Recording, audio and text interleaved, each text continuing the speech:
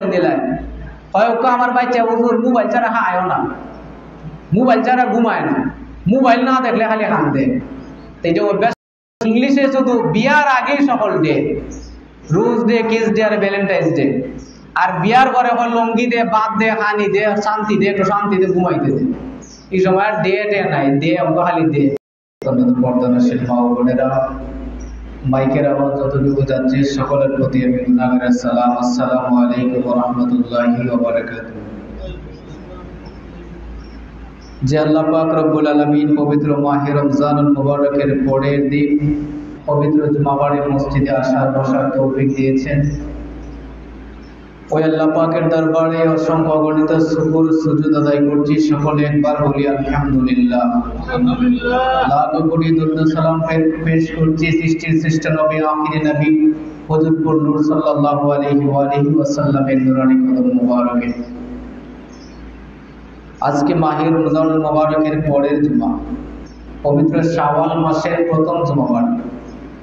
আজকের আলোচনা অল্প কিছু সময় খুব কম, রমজানের শিক্ষা এই বিষয়ে আপনাদের সামনে কিছু মূল্যবান আলোচনা পেশ করার চেষ্টা করব ইনশাআল্লাহ। আমরা যে আলোচনা করব এবং শুনব তার উপর যেন নিজে আমল করতে পারি এবং অপরকে শিক্ষা দিতে পারি ইনশাআল্লাহ।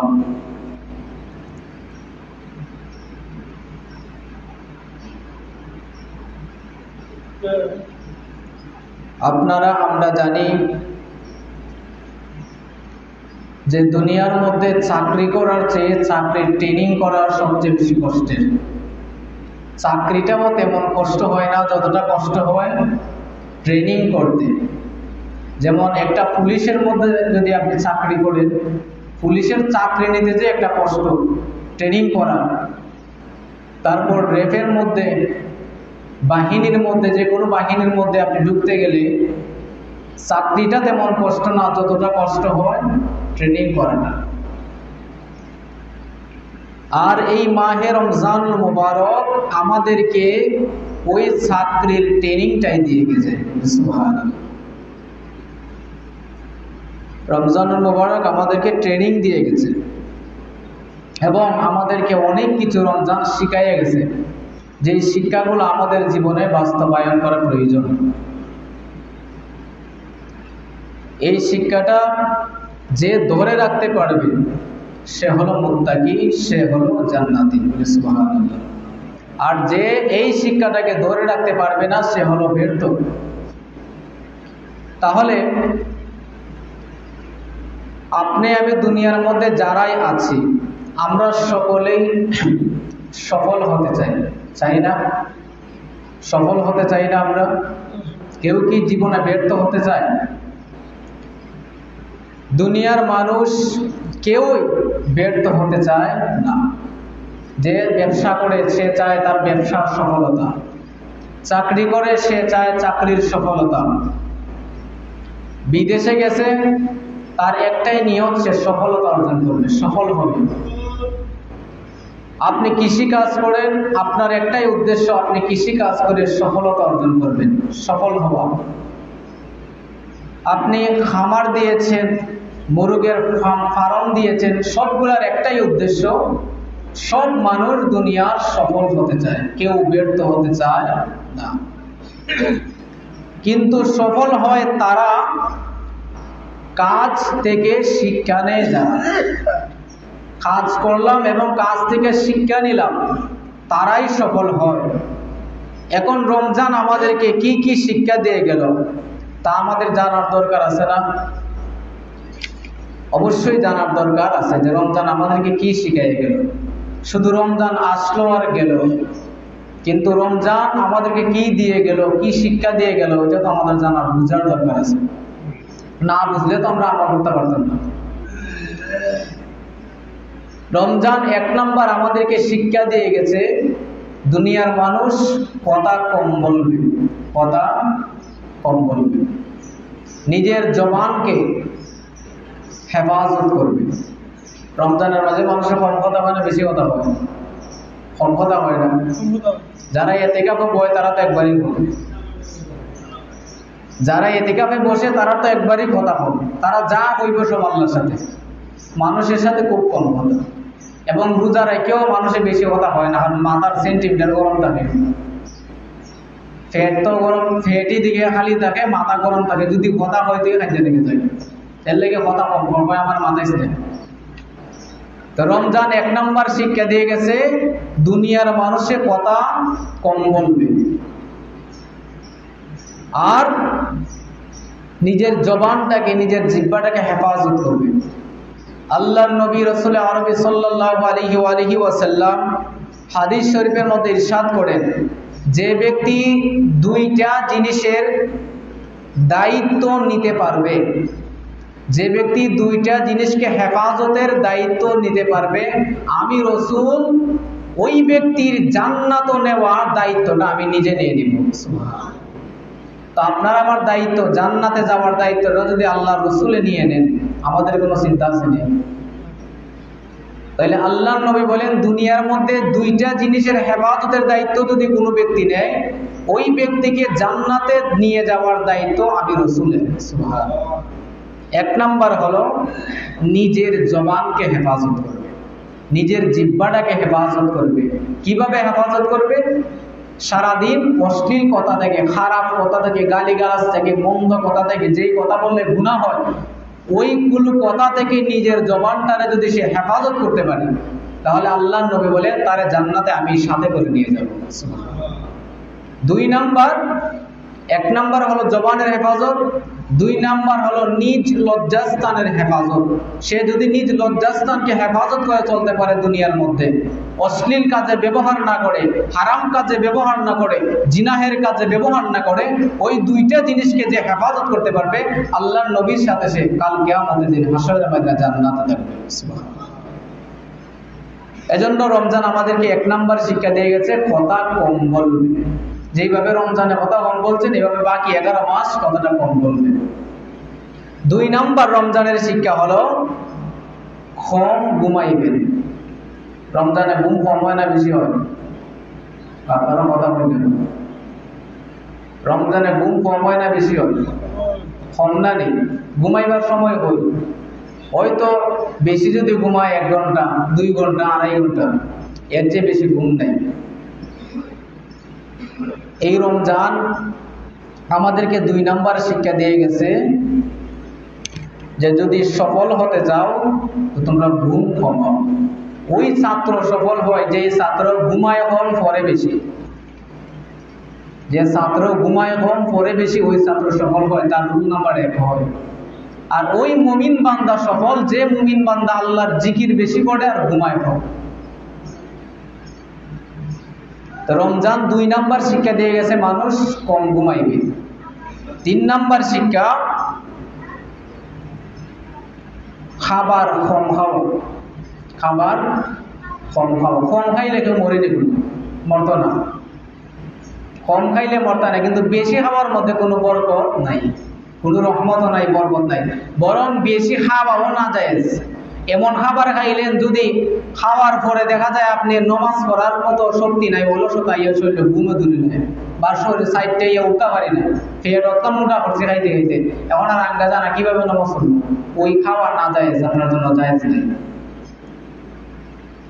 এর লাগে আল্লাহ নবী সবসময় কম খাবার খাইতেন, অল্প অল্প খাবার, শুধু যতটুকু খাবার খাইলে বাচ্চা দেখা যায়, নিজের শরীরটা সুস্থ থাকে, এতটুকু খাবার খাবে। রমজান মানুষের দিনের বেলা খায় নাই, এই শিক্ষাটা রমজান দিয়ে গেছে। বাকি 11 মাস তোমরা খাবার কমাইয়া নাও, অল্প খাবার খাও, খাবার কম খাও। এটা হলো 3 নাম্বার শিক্ষা। 4 নাম্বার শিক্ষা হলো আল্লাহকে ভয় করা। আল্লাহকে ভয় করা কিভাবে?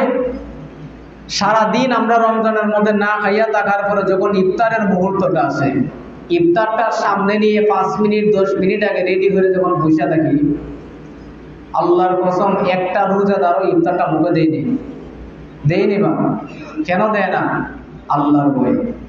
এখনো সময় হয়নি, যদি এখন খাইলে দিলে আমার সারা দিনের রোজা ব্যর্থ, আল্লাহ পাক অসন্তুষ্ট, আর এটার জন্য আমি জাহান্নামের আগুনে জ্বলতে হবে। এজন্য রমজান এটাই শিক্ষা দেয়, 5 মিনিট 1 মিনিট 10 মিনিট আগে তুমি কেন খাও না? একমাত্র আল্লাহর ভয়ে।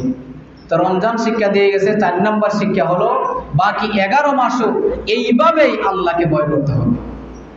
একটা খারাপ কাজ আপনি করতে যাবেন, করার সময় যদি মনে খেয়াল হয় যে আমার আল্লাহ তো দেখতেছে, দুনিয়ার কেউ না দেখো, এই চিন্তা করে যদি আপনি খারাপ কাজ থেকে ফিরে যেতে পারেন, তার এত পরিমাণে সওয়াব আমার আল্লাহ দেন, তা বলে শেষ করার মতো। সুবহানাল্লাহ।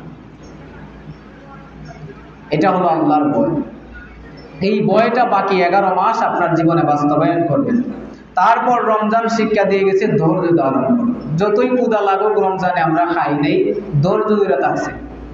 এই রমজান শিক্ষা দিয়ে গেছে বাকি 11 মাসও তুমি ধৈর্য ধরো। ধৈর্য কতক্ষণ ধরতে হবে? যতক্ষণ মানুষের মৃত্যু না আসে ততক্ষণ ধৈর্য ধরতেই হবে। আমরা তো এখন 2 মিনিট ধৈর্য ধরিও তাড়াতাড়ি না, একটু সময় ধৈর্য ধরে মাইল লাগাই দিই, আর কত ধৈর্য ধরতে হবে? অথচ ধৈর্য ততক্ষণ ধরতে হবে যতক্ষণ মানুষের মৃত্যু না আসে। মরার আগ পর্যন্ত আপনাকে ধৈর্য ধরতে হবে। ইন্নাল্লাহা মা'আস সাবিরিন। আর 5-6 নাম্বার শিক্ষা হলো নিয়মিত নিয়ম নীতির মধ্যে চলা।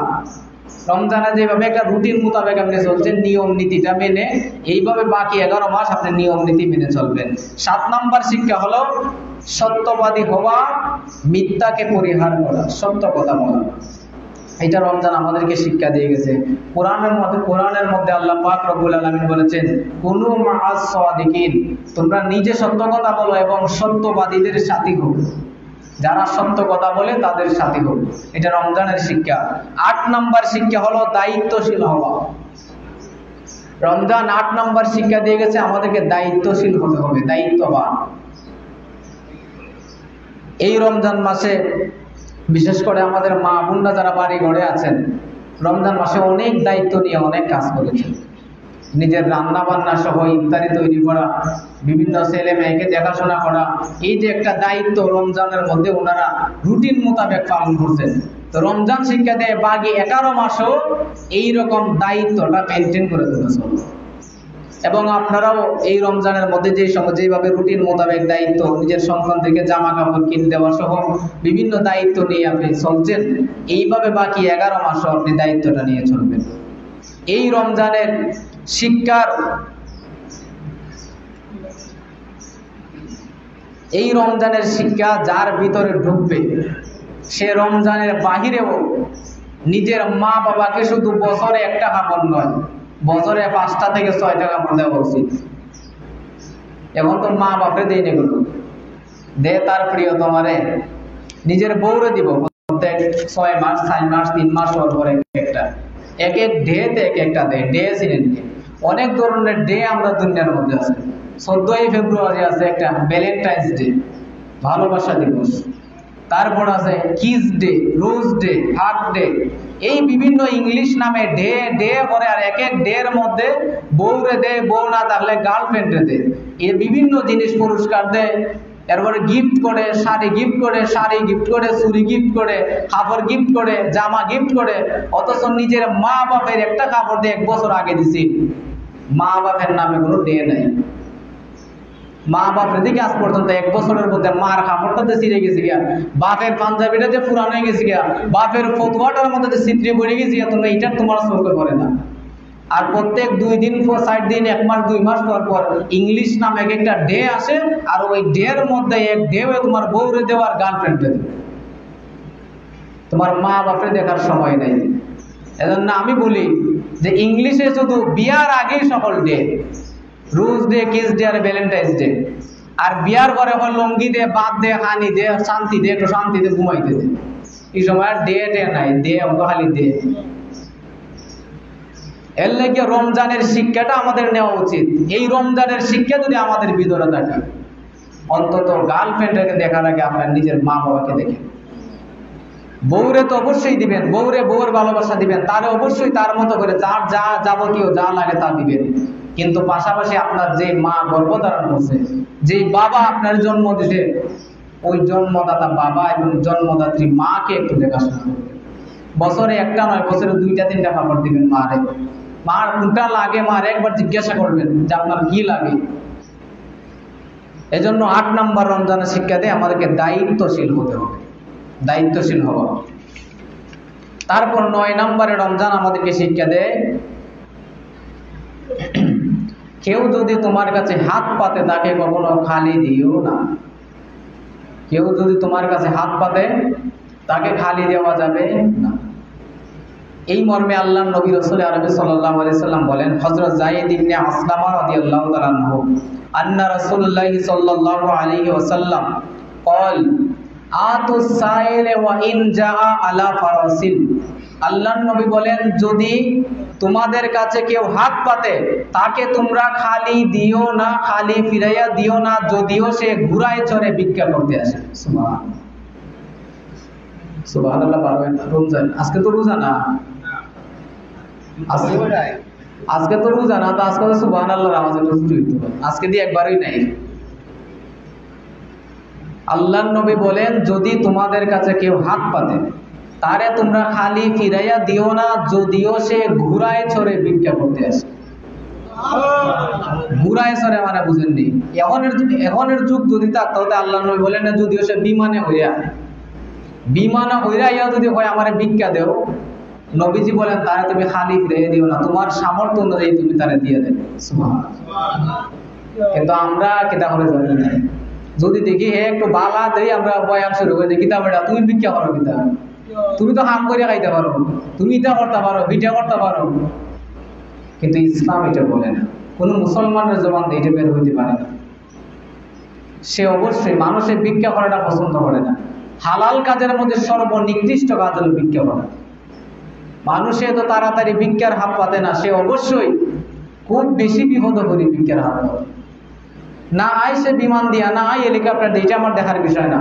আমার কাছে একজনে হাত পাচ্ছে, আমার সামর্থ্য অনুযায়ী তারা দান করবে। আমার সামর্থ্য নাই ভাই, মাফ করবে। সুন্দরভাবে একটা কথা বুঝাইয়া কইবেন যাতে সে তোমার মধ্যে বিরক্ত না হয়, যে ভাই আমার কাছে নাই। সুন্দর করে বুঝাইয়া হইলে হে ও মুখের মধ্যে হাসি দিব, না দিব। কিন্তু আমরা সব বয়ান শুরু করে দিই, তুমি হেরাইছো ভিক্ষা করতে, কত বালা মানুষ। এই সমস্ত কথা অন্তত আপনারা বলবেন না। নবীর হাদিস আতু সাইলে ওয়া ইন জাআ আলা ফারাসিল, যদিও সে ঘোড়ায় চড়ে আসে তোমরা তাকে খালি ফিরাইয়া দিও না। এটা নবীর হাদিস। আর রমজানের 9 নম্বর শিক্ষা।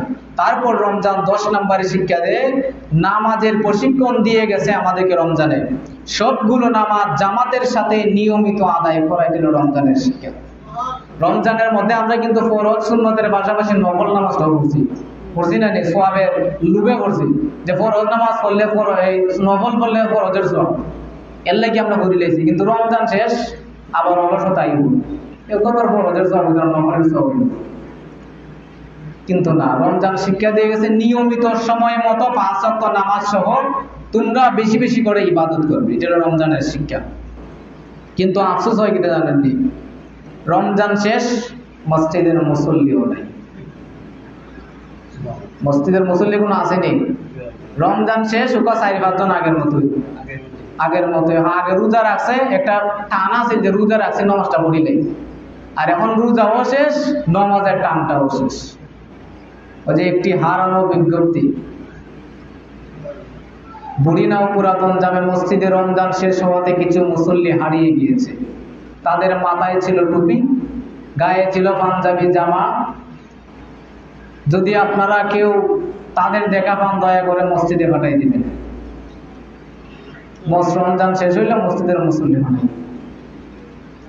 কেন? বা রমজানে খালি নমাজ ফরজ আছে, রমজানের বাইরে ফরজ না, 12 মাস ফরজ। তো আপনি শুধু রমজানও বললেন, আর বাকি মাস কিটা হইতেন? বাকি মাস শেষ রমজানের টাইম নিবি কেন?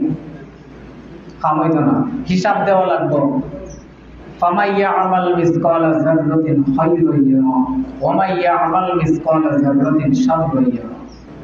প্রত্যেকটা ভালো কাজ যদি যাররা পরিমাণ হয় সেটার পুরস্কার হাসরের ময়দানে দেওয়া হবে। যাররা পরিমাণ আপনি খারাপ কাজ করছেন, গুনাহের কাজ করছেন, সেটার শাস্তিও ভোগ করতে হবে। এজন্য রমজান গেছে, আপনি রোজা নামাজ ছাড়তে পারেন না। রমজানের শিক্ষা হলো রমজান 1 মাস নামাজ পড়াইয়া ট্রেনিং দেওয়া দিছে, বাকি 11 মাস এইভাবে তুমি নামাজ পড়ো। তারপর রমজান 11তম শিক্ষা দিয়ে গেছে বেশি বেশি করে দান সদকা করা। 12 নম্বর শিক্ষা দিয়ে গেছে নিজের সন্তানদেরকে সুশিক্ষা দেওয়া। সুশিক্ষা, কুশিক্ষা, সুশিক্ষা দেওয়া। নিজের সন্তানদেরকে বাইক, হুন্ডা, মোবাইল থেকে দূরে রাখবেন। একটা বয়স আছে, এগুলা মোটরসাইকেল দেওয়ার একটা বয়স আছে, বয়স হইলে দিবেন। মোবাইল চালানোর তার একটা বয়স আছে, বয়স হইলে পরে তার হাতে মোবাইল দিবেন। এর আগে এখন তো বাচ্চা জন্ম হওয়ার পরে কিছুটা বইলে পরে তারা তো মোবাইল দেওয়া হয়, টাচ মোবাইল, টাচ মোবাইল দিলে হয় আমার বাচ্চা মোবাইল ছাড়া খায়ও না, মোবাইল ছাড়া ঘুমায় না, মোবাইল না দেখলে খালি কান্দে। এই যে অভ্যাসটা কাটা করছে, বাচ্চা করছে। বাচ্চার কোনো দোষ আছে? দোষ হইলে বুড়া শয়তানের। বুড়া শয়তান না হলে মোবাইল দেয়া দেয়, এই বাচ্চারা নষ্ট হচ্ছে। বাচ্চা একটু বয়, এখন মাত্র বয়, বুঝতা চিনা না, হেরা তো মোবাইল দিয়ে ধরা হানলে বলে। আর মা এখানে টিভি দেখার, বাচ্চারা তো মোবাইল। বাপে অন্যদিকে মোবাইল চালায়, বাচ্চারা তো মোবাইলের দেওয়া ধরা আছে, বাচ্চা ঠান্ডা। এইটা অভ্যাস করে দিয়েছে বাচ্চা, মোবাইল দিকে পরে বাচ্চা মোবাইল ছাড়া খাইব নি, মোবাইল ছাড়া ঘুমায় না, খায় না, কান্দে। এটা তুমি তো অভ্যাস করলে, দুষ্ট বাচ্চার না। আর একটু বুঝদার হইলে পরে একটা সাইকেল দিলাই, হুন্ডা একটা দিলাই, আর ইয়ে অ্যাক্সিডেন্ট হয়ে দেখা যায় কুত্তা মরণ মরে যায়, কুত্তার মতো। দুষ কোনো ছেলের আর নেই, দুষ হইল গার্জেনের। গার্জেন ঠিক থাকলে, গাছের গুড়ি ঠিক থাকলে উপরে এমনিতেই ঠিক হয়। গাছ ভালো যার, ফল ভালো তার। গাছ ওই তোমার ভালো না, ফল কেমনে ভালো? এজন্য আগে নিজের সংশোধন, নিজে ঠিক হন। বুকের মধ্যে হাত দিয়ে বলতে পারবেন, আপনারা যারা মুসল্লি আছেন সবাই তো মুসলমানের বাচ্চা, একজন দ্বারা হয়েছেন যে আমি আমার ফুলারের নমাজের লেগে, এখন তো নমাজে গেছি না দিকে আমি খুব মারছি। একজন মুসল্লি আছেন দেখি, এরকম ভাগ্যবান কাটা আছে, ফুলার নমাজে গেছো না দিকে মারছো, এরকম আসনি একটা মানুষ হলে। কিন্তু হামন আগে ঠিক খেকরাইছেন, ভিজলাইছেন, জিংটাইছেন। হামজাস না তোরা হা হইতে পারে, তোর কোন দাদাই হবে? আমরা একজন পাইছি আলহামদুলিল্লাহ। আমরা নমাজের লেগে শাসন করি না, তো নমাজি হইব কিভাবে ভবিষ্যতে? আমরা হামের লেগে শাসন করি। একটা কথা না শুনলে তার আমরা লাঠি নিয়ে দৌড়াই, কিন্তু তার ফরজ নামাজ গুলা যে ছুটতে যেতেছে, 18 বয়স 20 বছর হয়েছে বলার, 16 বছর 15 বছর পার হয়ে যেতেছে, আমরা একবার কইলাম না যে পুত্রে তুই দিন নমাজও যাস না, লাঠি লই একটা দুরানি দিলাম না, খেরে নমাজও যাস না, কেরে ফরজ রোজা গুলো তো যাইতেছি, রোজা রাখলে না, এর লাগে আমরা শাসন করি না। তাহলে আমরা ফুলা বান্ডা যদি আমরা শাসন না করি, যে কাজের লেগে শাসন করা ফরজ ওই শাসনটা করি না, আর হামের লাগে আর হিটার লাগে এটার লাগে শাসন করে পড়ে দিই। তো এই ফুলায় তুমি মরলে পরে আর জিয়ারত করবো কারণে, কোরআন শরীফ পড়বো কারণে, তোমার নামাজ পড়ে তোমার সব পাঠাইবো কারণে, আগে নিজে ঠিক হওয়ার লাগে। এজন্য রমজান শিক্ষা দিয়ে গেছে নিজের সন্তানদের বয়স হওয়ার আগ পর্যন্ত মোবাইলও হাতে দিবেন না, বাইকও দিবেন না, সাইকেলও দিবেন না। সবকিছুর একটা বয়স সময় সীমা আছে। তারপর রমজান আমাদেরকে শিক্ষা দিয়ে গেছে, তারপর যেটা ইম্পর্টেন্ট কথা, সময় শেষ হয়ে যাচ্ছে, এটা হলো শাওয়াল মাস। আজকে শাওয়াল মাসের 2 তারিখ। এই মাসের ভিতরে আপনারা 6টা রোজা রাখবেন, সুন্নত রোজা, সুন্নতে জায়েজ অর্থাৎ নফল রোজা কি। এই 6টা রোজা কেন রাখবেন? এই 6 রোজা ফরজ না, কিন্তু ফরজের চেয়ে সওয়াব কম না, বেশি।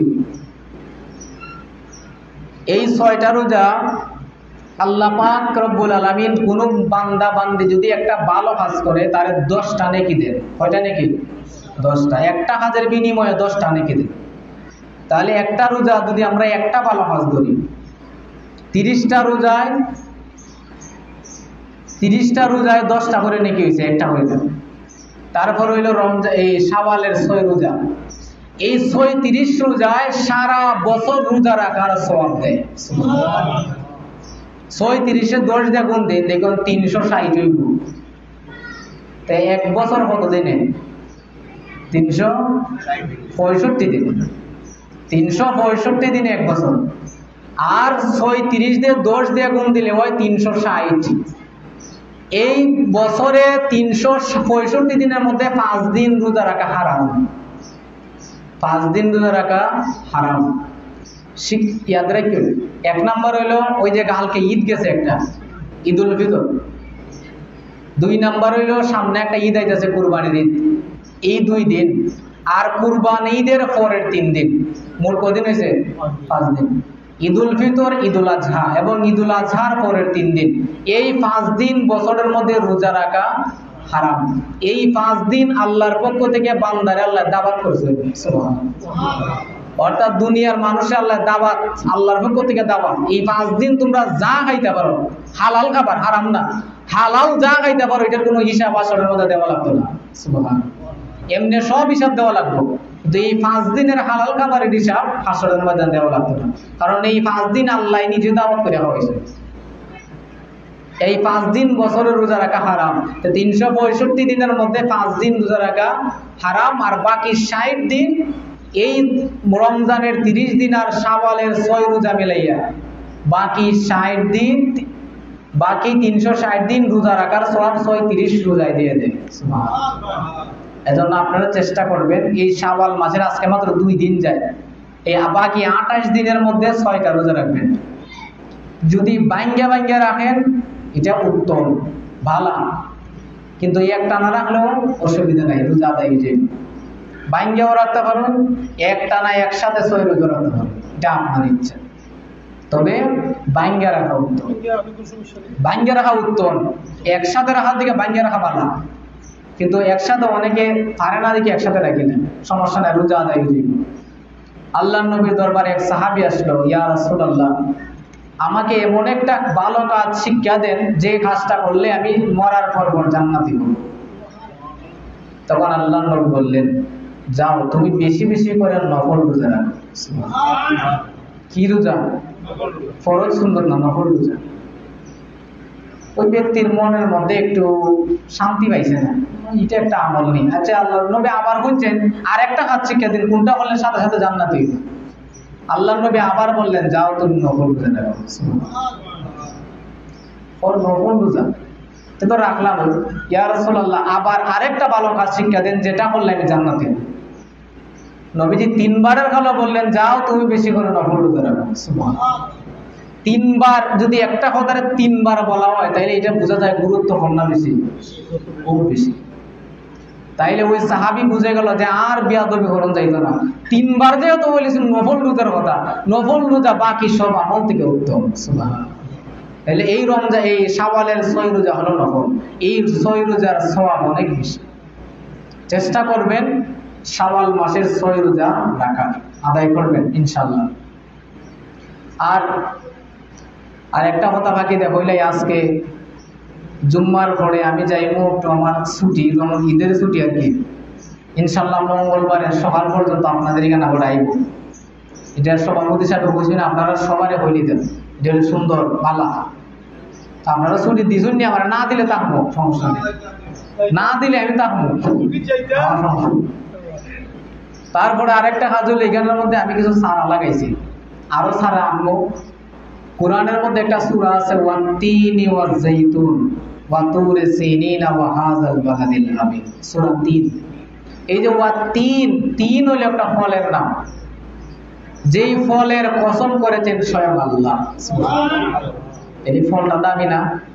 এই 3 ফলের 2টা ছাড়া আইনে আমি গান লাগাইছি। 3 ফল, ওয়াত-তিন 2টা ছাড়া আইনে লাগাইছি, আর 4টা 5টা ড্রাগনের ছাড়া লাগাইছি। যদি হয় তাহলে আপনারা দেখবেন, খাইবেন।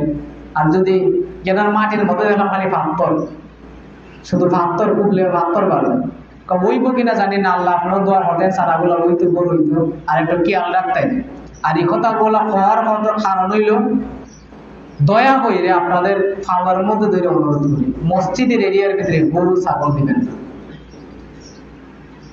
মসজিদের এরিয়ার ভিতরে গরু ছাগলটা দিবেন না। ঘাস সারাদিন নেদি আছে, শুধু মসজিদের এরিয়ার ভিতরে নাই, এটা না। যদি কেউ গরু ছাগল দিন, সারাটাই নষ্ট করে নেবে। কেউ গরু ছাগল যদি আমরা পাই, হয়তো আমরা বাইন্দে তৈব, না দিয়া ছাড়া তোর ভয় নাই, সারা যদি নষ্ট করে লাই সারা আমরা কই হই মগা।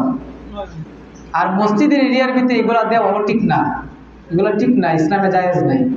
মসজিদের এরিয়ার ভিতরে গরু ছাগল বেশি দিয়ে দিবা, গুরুস্থানের মধ্যে মসজিদের এরিয়ার ভিতরে গরু ছাগল দেওয়া ঠিক না, এগুলো নাফা প্রসাদ করবো বা এখানে নাফাটি বানাইব। একটা মানুষ উজু করলো মসজিদের এরিয়ার ভিতরে বসে আটাআটি করতে পারে, উজু করে যদি একটা গরুর লেদার মধ্যে বানা দেয়, ছাগলের লেদার মধ্যে বানা দেয়, সেনার মধ্যে বানা দেয়, তার শরীরটা আমার নাফা হয়ে যায়। তা আপনাদের কাছে অনুরোধ, মসজিদের এরিয়ার ভিতরে গরু ছাগলটা দুধ দিবেন না, কারণ সারাগুলো নষ্ট করবো আর একদিকে এটা ঠিক না, জায়েজ নাই। এই হলো দুইটা কথা। আর যেগুলা কইলাম, রমজান আমাদেরকে যেগুলা শিক্ষা দিয়ে গেছে, অন্তত আপনারা মুসলমান হিসেবে রমজানের শিক্ষাটাকে ধরে রাখবেন। রমজানের শিক্ষাটা বাকি 11 মাস জীবনে বাস্তবায়ন করবেন, দেখবেন আপনার জীবন এমনিতেই সুন্দর হয়ে যাবে। আর যদি রমজানের শিক্ষাটা না ধরে রাখেন তাহলে আপনি ব্যর্থ। প্রত্যেক মানুষ চায় সফল হতে, প্রথমেই বলছিলাম। যদি আপনিও সফল হতে চান, রমজানের শিক্ষাগুলো আপনার জীবনে ধরে রাখা অবশ্যই অবশ্যই জরুরি। আর যদি রমজানের শিক্ষা, রমজান আইলো গেল, কুস্তা বুঝলাম না, কুস্তা শিক্ষাও নিলাম না, তাইলে আপনি হইলেন ব্যর্থ একটা মানুষ। আপনার জীবনের সফলতার আশা করা যায় না। আর সফল হইতে গেলে অনেক, একটা মানুষ যদি সফল হইতে চায়, তার পিছনে দেখবেন মানুষ 1 নাম্বার বদনাম করবো, বেশি বেশি করে বদনাম করবো, এইটা ওরে বালা না হারাম। তো মানুষে যা যা বলুক, যার ইচ্ছা বলুক, এগুলা সব শোনার আমাদের সময় নেই। আমি আমার গতিতে চলবো, আমি আমার মতো করে চলবো, তবে অবশ্যই শরীয়তের গণ্ডির ভিতরে থেকে, শরীয়তের বাহিরে নয়। আমার জানা মতো যেগুলো ভালো কাজ, এগুলো আমি করে যাবো। আমি ভালো কাজ করার কারণে যদি কেউ আমার পিছনে বদনাম করে, এতে আমার কোনো যায় আসে না। বদনাম হলে কি দাঁড়ায় ওই একটা কথা, যদি আপনি আমার বদনাম করেন, আপনি যতটা কথা আমার বিরুদ্ধে হইবেন, আমার থেকে আমার যে গুলা গুনাহ আছে, ওই গুনাহ আপনার আমল নামাত যাইব, আর আপনার সওয়াব গুলা আমার আমল নামাত যাইব। সুবহানাল্লাহ। তাইলে আমারে যে গালি দেয়, আমার লাগে ভালো না নেই। এক আল্লাহর ওলি, যিনি একটা পাহাড়ের উপরে সবসময় বসে থাকতেন। এক লোক একদিন হাজে যাইতো, হাজে যাওয়ার সময় দেখে আল্লাহর ওলি বসে, হে মনে মনে হয় বেটা বলে আল্লাহর ওলি হইয়া শুরু হলো গাইল, পার নিচ থেকে মানে বন্ড চন্ড হইয়া গাইল শুরু করছে আর কি। আর জিনারে গাইল নিতেছে, উনি তো আল্লাহর ওলি। উনি কি করলেন, প্রত্যেকটা গাইলের বিনিময়ে উনারে হাদিয়া দিলেন, মানে টেকা দিলেন। ওই সময় বলেন দিরহাম, উনি এক একটা বিনিময়ে এক একটা দিরহাম দেন, এক একটা দিরহাম দেন। ওই বেটায় মনে করতেছে আমি খাওয়া দিন খাম হইয়া কি আর কষ্ট করতাম, ইগা নয় হারিয়ে গাইল নিলে তো টেকা পাই। তো একদিন গাইল নিলে যে টেকা পাই, যে পরের দিন প্রত্যেক দিনের কন্টিনিউ এর হাজু ইটে উনার হাসে আইয়া গাইল শুরু করে, আর যতটা গাইল দেয় উনি টেকা দেয়। কিন্তু একদিন যখন 1 সপ্তাহ গেল গিয়া, তার মনের মধ্যে একটা বাড়ি দিল নারী, লোকটারে প্রত্যেক দিন গাইল দিলে, কিন্তু লোকটা আমার টেকা দেয়। হারলটা কিনা বুঝতাম, আজকে গাইল না দিয়া তার কাছে গিয়ে হার হইতাম না, গাইল দিতাম না, দেখ মুখে হানি দেয়। হে গিয়ে আজকে বালা মাছের মতো হারা, মানে হের মুখ দিয়ে বুঝতে ভালো হইবে না। তাইও টেকা দিই না, তাই না দেয়া না, তাই আবার শুরু করে দিছে গাইল। আর তো ধৈর্য ধরে, আর ধৈর্য ধরে টেকা দেয় না বেটা, কিন্তু আবার শুরু, আবার টেকা দেওয়া শুরু। এরপরে আবার যখন আরো কিছুদিন গেল, তখন ওনারা আজকে জিজ্ঞেস করবো উনি কেন আমার টেকা দেয়। ওই দিন গিয়ে জিজ্ঞেস করলো, হুজুর আমি যে আপনারা প্রতিদিন এত গালি দিই, এত বদনাম করি, মানুষের কাছে আপনার নামে বদনাম করি, আপনি দেখলাম যতটা কথা হয় অতটা কথার বিনিময়ে আমার টেকা দেন, এটার কারণটা কি আমার একটা হল? হয় না বাবা, হারান হন দিতে না, তুমি গেলে দিতে তখন তুমি টেকা দিতে তখন হয় না। হুজুর আজকে হইতে হবে, খাওয়ার মধ্যে ধরে লটকে দিয়েছি। ওই হুজুরে কইলা যে বাবা তুমি আমার যে কাজটা তুমি গালি দিয়া করো, আমার মনে হয় না আমি সারা জীবন নমাজ পড়লেও এই কাজটা করতে পারি। সুবহানাল্লাহ।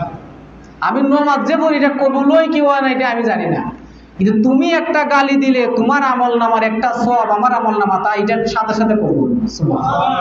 আর আমার একটা সওয়াব, আমার একটা গুনাহ তোমার আমল নামার চাই। তো তুমি আমার একটা নেকি দে, ওইটার বিনিময়ে আমার তোমার এক টাকা দিই, এটা তো কম হয়। আমার তো মনে হয় যে আমি তোমার সারাটা দুনিয়া যদি বেচে টাকাটা দিতে পারতাম, আমার মনে আমার মনে কম হইল না, তোমার তো আমি কমই দিই। হই বেটা বুঝে লাইলো আসল রহস্য কিনা।